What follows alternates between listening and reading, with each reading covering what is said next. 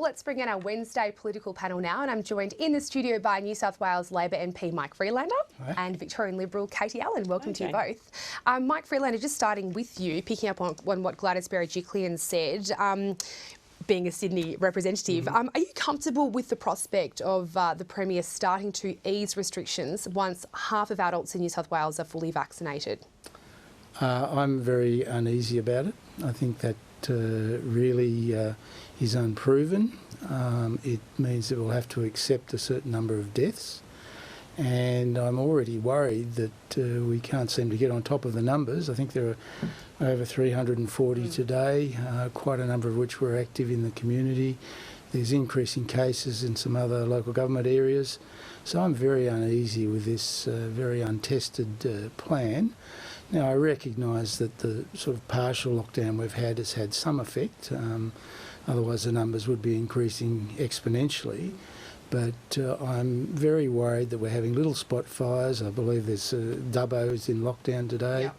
And I think that this is a very dangerous process that the Premier is embarking on. You actually have said this morning at Parliament House that you believe a harsher lockdown needs to be imposed across Sydney. Talk us through that for people who are outside of New South Wales and maybe don't get the difference. Well, I think our vaccination rate is so low that we are exposing ourselves to a rapid escalation in cases until our vaccination rate is up.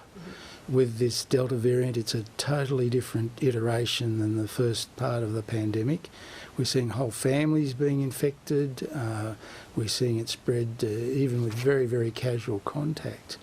And I think what the Premier is trying to do, and I understand the reasons, but what she's trying to do is unproven and unclear as to whether it's going to work.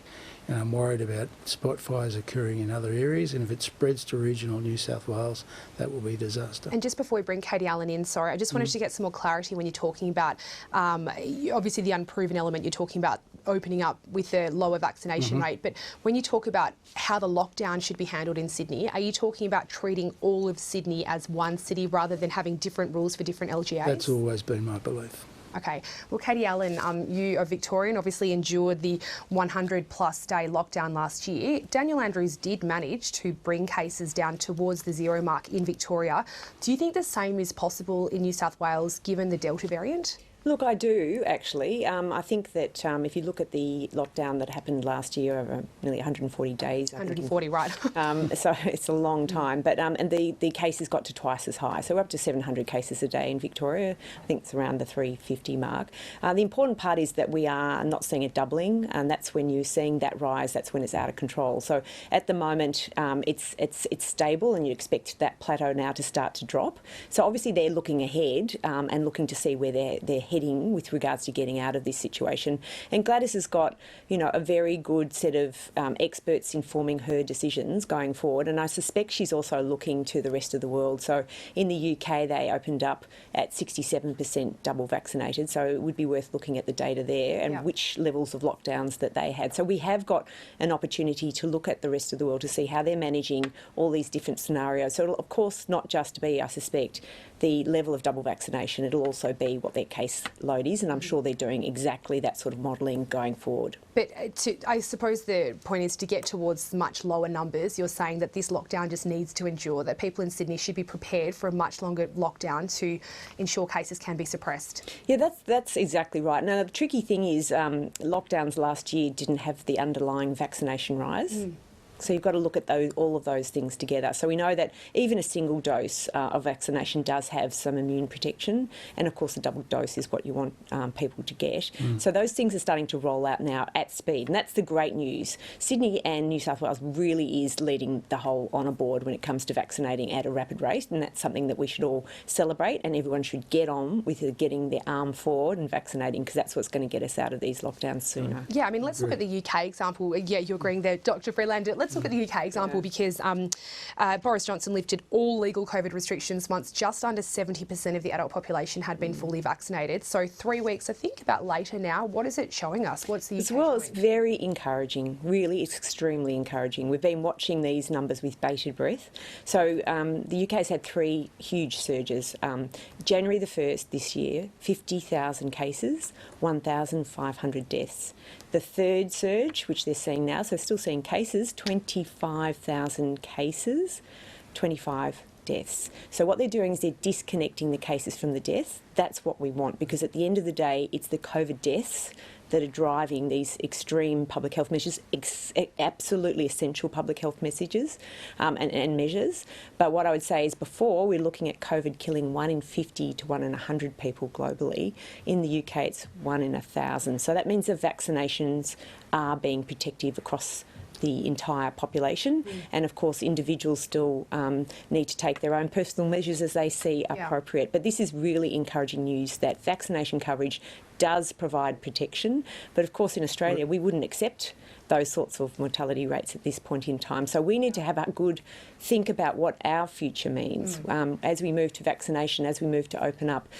We do know that there are deaths from all sorts of infections every year. So we need to think about what's our accepted risk in an Australian context. Big kind of calculation leaders are making right now. Dr. Freelander? Well, look, our vaccination rates are still a long way behind the UK. It's a long way behind the United States, a long way behind Germany and France and a whole lot of other countries, and I really think we need to make sure we can get our vaccination rate up much higher. There still are a significant number of deaths, in the UK and also in the United States. Does the UK example provide much confidence or hope for you, or do you think that is still a level of both case numbers and deaths that Australians wouldn't accept? I still think it is at a stage that's unclear exactly what's going to happen. My understanding of the number of deaths was a little bit higher than Katie's, but I have to double check the numbers. I thought it was around... That's yesterday's data. Yeah, it averaged out over 7 days. It was around about 100 a day. It's dropped down because their vaccination rate's now up to 75% of the jabs. Right. And we're only still in the sort of high 20s, I think, and we need to go a lot further. And that's why I've been pushing so hard for people to get immunised and to call out the people that are spreading disinformation. Well, on that note, Dr. Freelander, we just talked about LNP MP George Christensen, who was yesterday condemned by the House for his comments about anti-masks, anti-lockdowns. Yes. You gave a pretty passionate speech. I suppose, what is your fear here when members of the government are sprouting these kind of messages? Well, because what they say is spread widely, particularly on social media, particularly in other media companies obviously have spread this message, and young people in particular will take it up. And it's not even people that are anti-vaxxers, it's people who are anxious, they're stressed, and they'll pick up any reason not to get vaccinated. And that's my great fear. Every percentage increase in vaccination will save lives and help us get out of these lockdowns much earlier, but we've got to push hard and we've got to get everyone vaccinated. I've seen the Doherty modelling. I actually think we need even higher levels before we can really feel safe and before we can prevent a number of deaths. We just have to do it. And I see people like George Christensen, who incidentally has, I believe, commented today that my speech was like being hit with a wet lettuce leaf. That's how much he thinks about it. We need to call out these people every time they spread this terrible information. Dr. Allen, do you agree with that? How harmful are comments when they come from? I mean, he's not in the lead, he's not the cabinet, he's not the executive, but he is a member of the government, George Christensen. Well, he enables government to be formed. He's not a member of the executive, he's not a member of government, and he's stepping down at the next election, from my understanding. Look, there's no doubt that there are very many different views right across the community. I get constituents writing to me all the time, and our job as MPs is to provide the evidence and to provide the support for the expert-informed, evidence-based approach that this government is taking, and I really welcome Labor stepping up to that as well. Okay, moving on to the vaccine program, which we've been talking a lot about. The Doherty Institute's modelling suggests that we have the capacity, we have the vaccination supplies rates now to reach 80%, that big threshold by Christmas. Do you have the confidence that we will actually reach that threshold, given that UK is on the way, but not many other countries are? Yes, look, I am actually confident. And the tricky thing is that this devilish virus has, thrown hurdles in the way at every turn. So, look, I think people are a little bit tired of, things like we promised this and we're going to deliver that. So it is no doubt that government has had to pivot to all sorts of hurdles put in its way. So everyone's a little bit tentative about making too many promises, but we also have to provide hope because this thing has been going on for so long.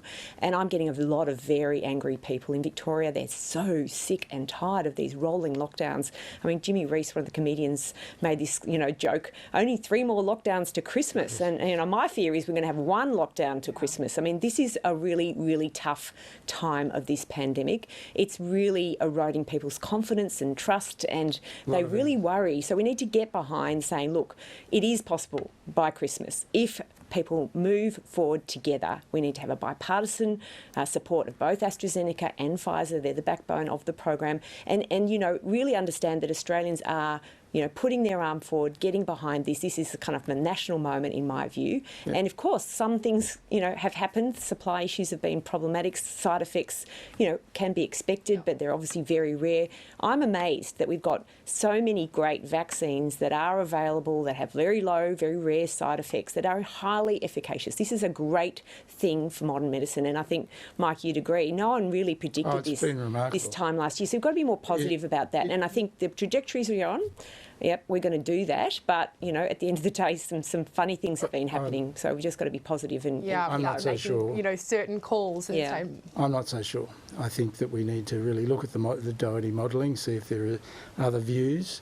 Do you mean you're not so sure about what happens when we reach the 80% threshold, or whether we'll reach the 80% threshold? Both. Really. Oh, no, we're 1.3 million doses a week reliably. Well, let's we need to get 20 million, so you just can do the mathematics. We also need to know how we should be vaccinating younger people and children and what difference that's going to make. And I think we should have a bipartisan approach. I completely agree with you, but as yet the Labor caucus hasn't been briefed about the Doherty modelling, and I think it's important to see if there is other modelling out there, and I think it's important to see just how quickly our vaccine rollout will ramp up. And again, this is why I'm so keen that every person makes a difference.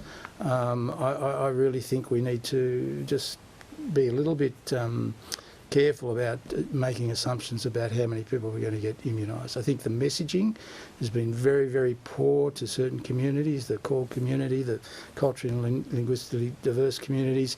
Messaging to them, as Katie knows, has been very, very poor. We have a cohort of young people who are very reticent about being vaccinated because the messaging, again, about one of the vaccines, the AstraZeneca vaccine, has been very difficult for people to understand.